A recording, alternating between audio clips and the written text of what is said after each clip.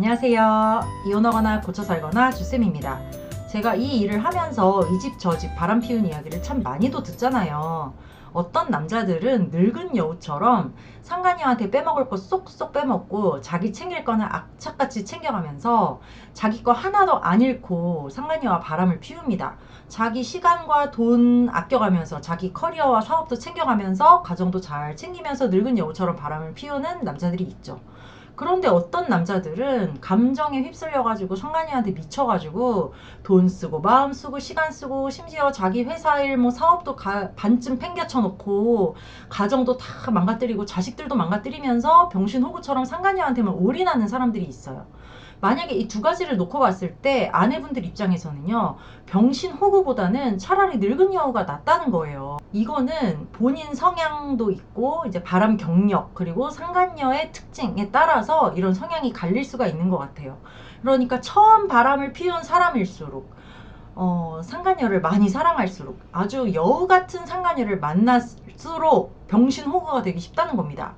그래서 정말 만약에 저에게 남동생이 있어서 남동생이 어느 날 나한테 누나 나 죽어도 저 여자 만나야 될 것 같아. 나 바람 안 피면 나 죽을 것 같아. 누나 나 어떻게 해야 돼? 라고 묻는다면 당연히 등짝을 두드려 패서라도 이 새끼가 바람을 못 피우게 내가 만들고 싶겠지만은 만약에 진짜 내 남동생이 바람을 피운다면 내가 이렇게 조언을 해주고 싶다. 얘야 불륜을 하더라도 이건 진짜 하지 마라. 이거 하면 호구 병신이다. 라는 거를 오늘 한번 이야기를 해보려고 합니다. 구독과 좋아요 눌러주세요. 첫 번째, 상간녀한테 돈 주지 마라. 상간녀랑 놀고 먹으면서 쓰는 돈, 모텔비, 뭐 식사비, 뭐 이런 거, 그런 거는 같이 놀고 먹는 거니까 정말 100번 양보해서 쓸 수 있다고 쳐. 그리고 만약에 조건 만남을 하거나 뭐 업소녀를 만난다거나 나이 어린 여자를 만나면서 뭐 용돈조로 뭐 성매매 대가로 이렇게 주는 돈, 뭐 그럴 수 있다고 쳐. 정말 100번 양보해서 성매매 대가로 뒤탈은 없는 돈이다. 이렇게 생각을 하면 그 돈에 대해서 아깝지 않을 수 있어.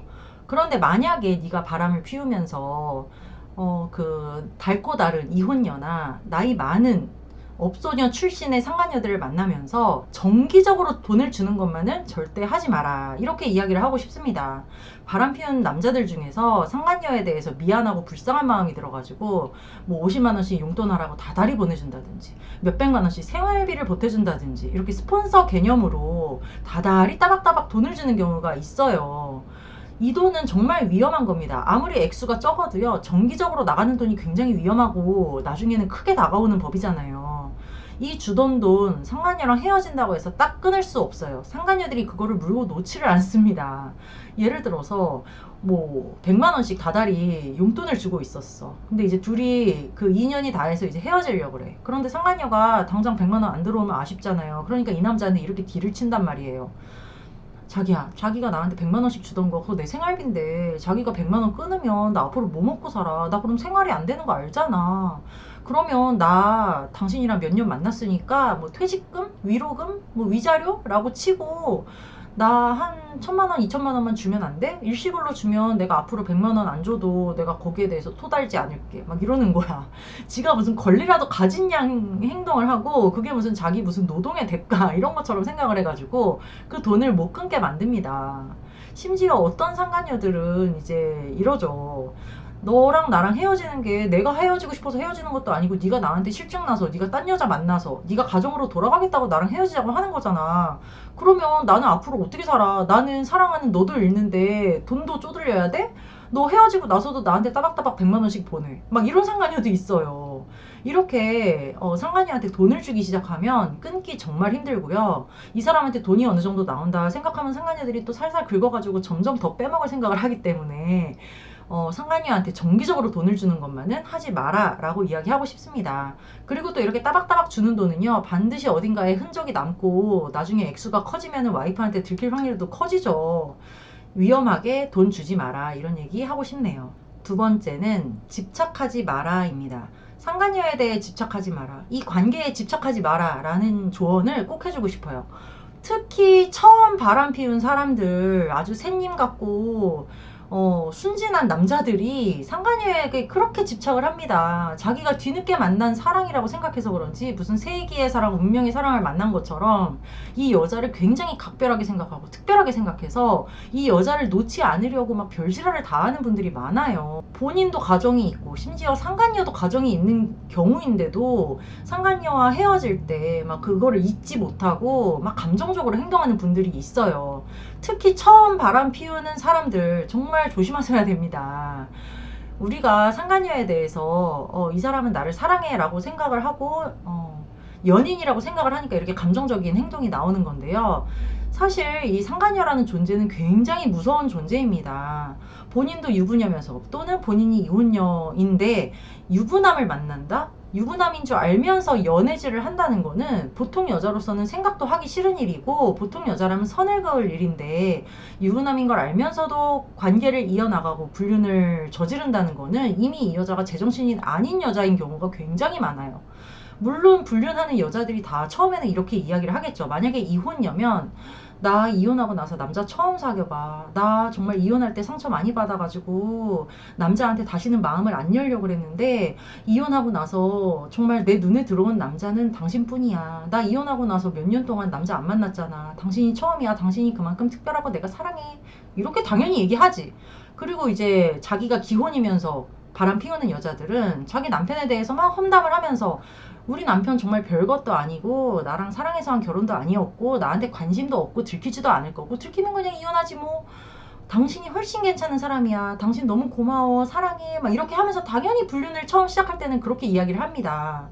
그런데 이렇게 이혼녀건 기혼녀건 간에 유부남을 만난다는 것 자체가 이미 자기가 인간 말종임을 증명하는 셈이나 마찬가지인 거예요. 그러니까 이렇게 뭐 자기 말 맞다나 상처 많은 여자, 뭐 배우자와 갈등이 있는 여자, 뭐 이런 여자들은 정서적으로도 굉장히 불안하고 나중에 헤어질 때도 사고를 칠 가능성이 굉장히 높습니다. 이 불륜녀들의 그 심리적인 특징이요. 항상 자기가 피해자라고 생각해요. 자기도 좋아서 같이 붙어 먹고는 자기가 이용당했다 막 이런 식으로 생각을 해. 그러니까 나중에는 해코지를 할 가능성이 굉장히 큽니다. 그리고 수치심이나 죄책감 같은 게 보통 사람들에 비해서 떨어져요. 유부남 만나는 거 굉장히 수치스럽고 죄책감이 들 만한 일인데 그런 게 없어요. 그러니까 심리적으로 굉장히 불안정하고 특별한 사람들이기 때문에 이런 여자들이 남자한테 이별 통보를 한다? 딴 남자한테 갈아탔다?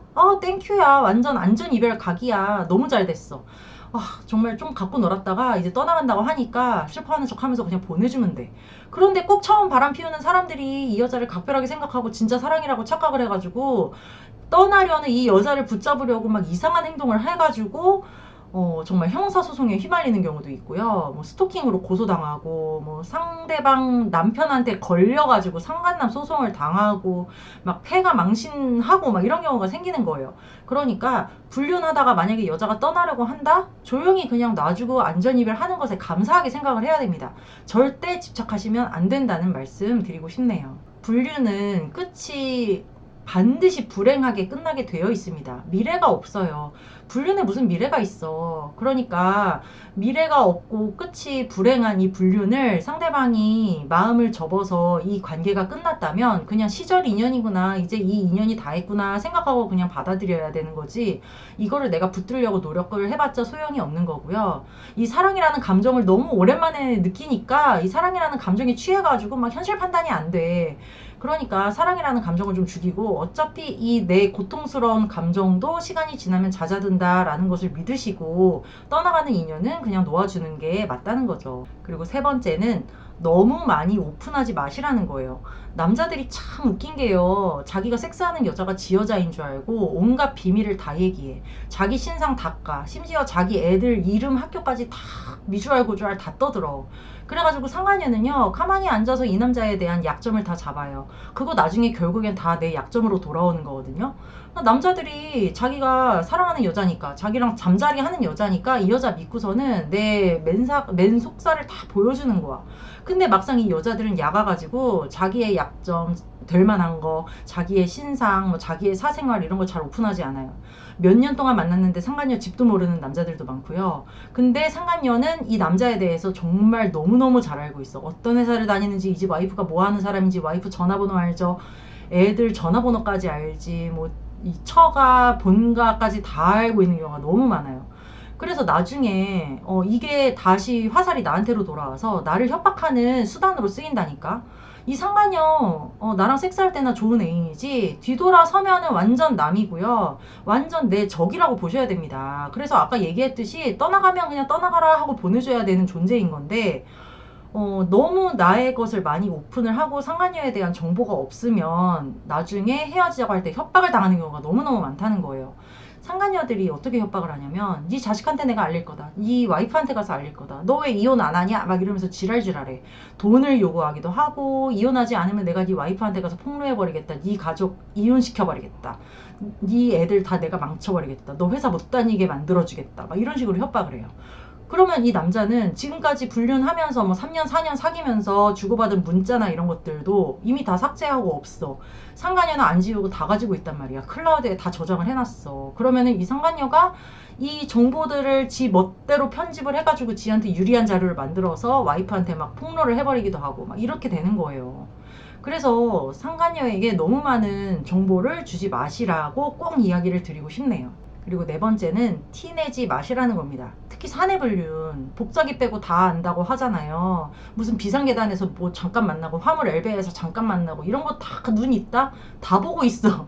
그리고 회사뿐만 아니라 집에서도 자기는 티를 안 낸다고 생각을 하지만 사실 다 티가 나요. 그 불륜하는 사람들이 티 내는 레파토리가 있어. 불륜하는 사람들 눈빛부터 바뀌고 와이프한테 꼬투리 잡고 지랄지랄하고 괜히 시비 걸고 뛰쳐나가고 주말마다 무슨 외근한다 야근한다 하면서 주말에도 기어나가서 안 들어오고 막 그런 패턴들이 있단 말이에요. 그러면은 몇십 년 동안 나랑 같이 산 이 와이프가 눈치를 못 챌 수가 없어.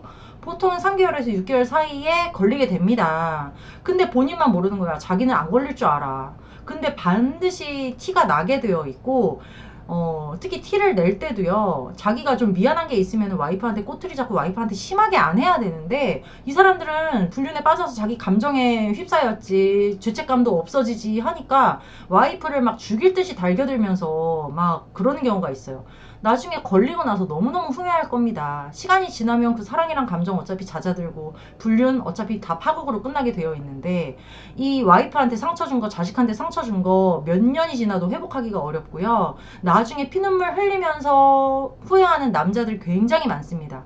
그래서 불륜 티내지 마라. 회사에서도 티내지 말고 집에서도 티내지 말고 죄책감 수치심은 가지고 있어라. 이렇게 제가 이야기를 해드리고 싶어요. 그리고 다섯 번째는 아니다 싶으면 빨리 끝내라는 겁니다. 아까도 이야기했지만 상간녀가 온갖 자료를 가지고 이 남자를 협박하는 경우가 굉장히 많은데요. 이 협박에 끌려다니는 남자분들이 굉장히 많아요. 근데 이 프로 바람러들은, 프로 불륜러들은요, 자기가 골라 먹을 때도 잘 골라 먹어. 탈나지 않을 여자. 이 여자라면 그냥 즐기고 말 수 있겠는데? 라고 싶은 여자만 건드리고 이제 하는데, 처음 바람 피우는 사람들, 순진한 사람들은 이상한 여자 골라서 막 만납니다. 그럼 이 여자들이, 이 새끼 봐라, 순진하네? 너 정말 나 좋아하는구나? 이래가지고, 나중에 이제 막 협박을 하고, 좌지우지 하려고 그러고, 가스라이팅을 하고, 막 난리를 쳐요. 그럴 때 아니다 싶으면 그냥 쳐내고 얘 내가 컨트롤 해야지 마음 먹고 그냥 강하게 이렇게 거절을 한다거나 뭐 네 맘대로 해라 막 질러버린다거나 해야 되는데, 처음 바람 피우는 사람들 새님 같아가지고 마음 약해가지고 이 여자 하나 컨트롤을 못하는 거예요. 그래서 질질질질 막 끌려다닌다. 협박을 당하면 돈을 막 줘. 협박당하면 막 자다가도 일어나서 막 옷 입고 나가. 그러니까 이 여자가 점점 세력이 커지는 거야. 이 여자가 점점 더 기고만장해서 점점 더 큰 액수를 요구하고 나중에 결국은 막 자폭을 하고 막 이래요. 이러니까 처음에 협박을 당했을 때, 처음에 이 여자가 이상한 행동을 했을 때 그냥 딱 손절하고 너 알아서 해. 막 이렇게 하고 그냥 딱 쳐내야 되는데, 거기에 하나둘씩 요구를 들어주면서 끌려다니지 마시라는 거죠. 진짜 심지어는 몇 천만 원, 억대로 뜯기고 나중에 결국은 파국에 다다르게 됩니다. 나중에 결국은 이 여자가 와이프한테 쳐들어오게 돼 있어요. 그러니까 그걸 막으려고 혼자 애쓰지 말고 차라리 와이프한테 고백을 하는 게 낫다고 저는 조언을 해드려요. 네. 이 불륜이라는 거 정말 접하면 접할수록요, 아무나 못하는 겁니다. 머리 많이 써야 되고요, 에너지 많아야 되고요, 정말 수치심, 죄책감도 없어야 되고요. 뭐 상대방도 잘 만나야 되고요. 노력이 많이 필요해요. 정말 보통 인간들 못하는 거라니까. 그러니까 괜히 자기 쑥맥이면서 자기가 쑥맥인 줄 모르고 뭐 사랑인 줄 착각하고 불륜에 빠져들었다가 패가망신하는 남자들 너무너무 많습니다. 일단 그래서 불륜에 가담하지 않는 거, 그 유혹에 넘어가지 않는 게 너무너무 중요한 것 같아요. 이렇게 이 바닥으로 한번 빠지면요, 헤어나올 수가 없습니다. 그 강렬하게 느꼈던 그 사랑, 그 도파민, 그거 완전 중독이 돼가지고 이 사람이랑 헤어져도 또 다른 데상 찾으러 나가는 남자들도 많잖아요. 그래서 한 번 바람 피운 사람은 없다는 얘기가 나오는 거잖아요. 그래서 지금 이제 불륜의 유혹을 당하고 있다. 내가 눈에 들어오는 다른 사람이 있다. 그러면 얼른 자기 컨트롤 하시고 불륜으로는 빠지지 않는 게 좋습니다. 네, 오늘은 여기까지 하고요. 이거나 보거나 카페에 들어오시면 제가 쓴 칼럼도 있고 다른 분들의 사연도 있으니까요. 이거나 보거나 카페로 들어오시기 바랍니다. 여러분 안녕. 다음 시간에 또 만나요.